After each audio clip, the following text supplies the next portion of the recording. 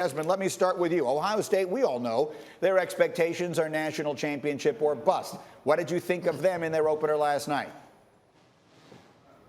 Well, I thought they did not look like the number 4 team in the nation last night. Of course, Stroud, redshirt freshman quarterback, he struggled early, made some big throws late. They had to rely on the big play to win the game, but they could not put an unranked Minnesota team away. And then defensively, a very porous defense. And I saw Swagoo earlier talk about this too. Their secondary, especially their cornerbacks, were very handsy. I don't know if these officials had those yellow flags stitched into their pants last night, but they would not throw PIs on those DBs. So what I saw was not a team that looked like the number 4 team in the country, but impressed with Ryan Day. He's a brilliant play caller. Because of the way his quarterback struggled early in the game, he went back to his playbook that he used against Penn State when Dwayne Haskins was struggling on the road, Happy Valley whiteout. Second half, go to the quick game, get the ball to the hands of the guys on the perimeter and let them do the work. Ryan Day is a brilliant play caller, and he pretty much saved the offense in the second half the way he came out in that third quarter. He's going to join me live in the first hour of my radio show today. Also, Paul Finebaum, how about you? That's a team that has owned the Big Ten and basically reserved a spot in the playoff pretty much every single year. What did you see last night? I thought in some ways it was a pedestrian performance, especially on the defensive side, Greeny. You can gnash your teeth over it, but there were a lot of positives on the offense. However, the most important thing is the Buckeyes went on the road. They were tested because they have a monster game next week. I don't want to get past the opening weekend, but next week Oregon comes to town. This is really big, and they will be tested severely, and we'll find out not last night, but next week whether the Buckeyes are a contender for the national championship. That is one of the big games on next week's schedule. Meanwhile, as I mentioned briefly, we have one monster game after another coming up this weekend. Let me give you a look at some of these and a number of quarterbacks in particular that we'll be watching tomorrow. The last 2 Alabama quarterbacks, Tua and Mac Jones, are set to face each other in week 1 of the NFL season.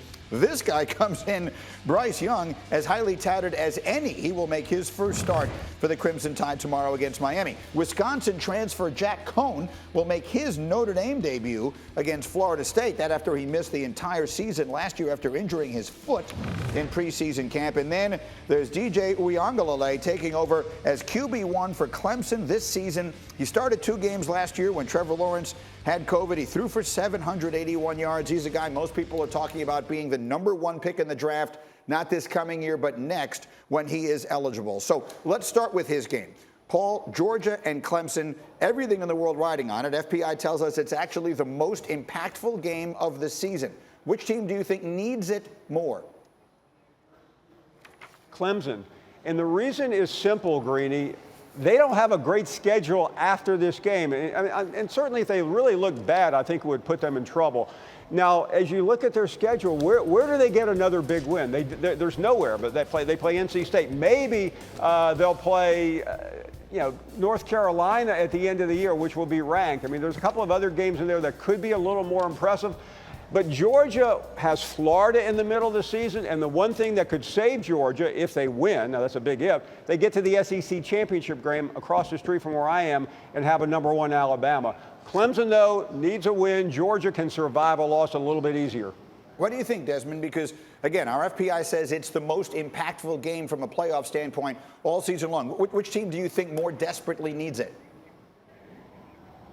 I would agree with Paul. I believe that Clemson needs it because the ACC, let's just face it, say it like it is. The ACC has been very, very weak for the last 6 to 7 years. So I don't care if they run the table unless Miami comes out. Now, if Miami comes out tomorrow and they find a way to beat Alabama, then that would be another quality team that they can see that they can beat later on down the road for Clemson if they lose to Georgia. But the schedule is weak for Clemson Tigers. Georgia, I think, is a team that if they lost, they still can bounce back because the SEC is so strong and you still got the SEC championship game. If they end up being the SEC champs, despite of a loss the first season of the game, I think they'll still make it to the college football playoff. Paul, he mentioned Alabama-Miami tomorrow. The Tide, a 19.5-point favorite in the debut of the much-heralded quarterback Bryce Young. Do you see any way in the world Nick doesn't win this game? I really don't. I mean, Bryce Young has to be shaky, and certainly that could happen, Greeny. But Alabama is going to win this game on defense. And I know I've been saying this for a couple of weeks, but people inside that program are saying this could be the best defense Nick Saban has had. Now, his defenses the last couple of years have not been elite, but prior to that, just look around the NFL, they were downright nasty. So, though I think even if the offense sputters, the defense is going to put Miami away. All right, and then let me bounce one more thing off of you, Desmond. While I have you, I'm not going to take the time to play it. Mel Kiper came on yesterday on this program, and on the record, he was very declarative about it. He said, Greeny, Oklahoma is going to win the national championship this year. Desmond, what do you think?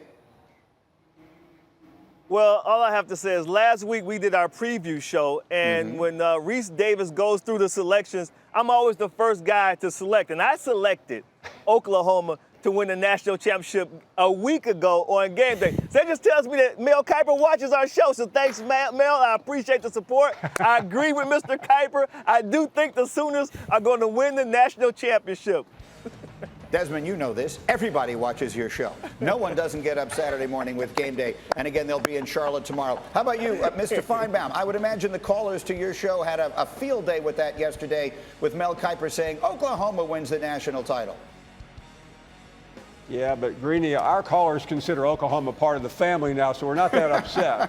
Bottom line is this: I don't think it's a terrible prediction. They would probably be my second pick after Alabama, so we're good with that. Paul, again, of the SEC Network tomorrow morning, getting everything rolling from Atlanta for their big game. Desmond and company in Charlotte with game day for their big game. College football is in every way back and better than ever. Guys, thank you so much. Looking forward to watching it all this weekend. Great. Thank you for watching ESPN on YouTube. For live streaming sports and premium content, subscribe to ESPN+.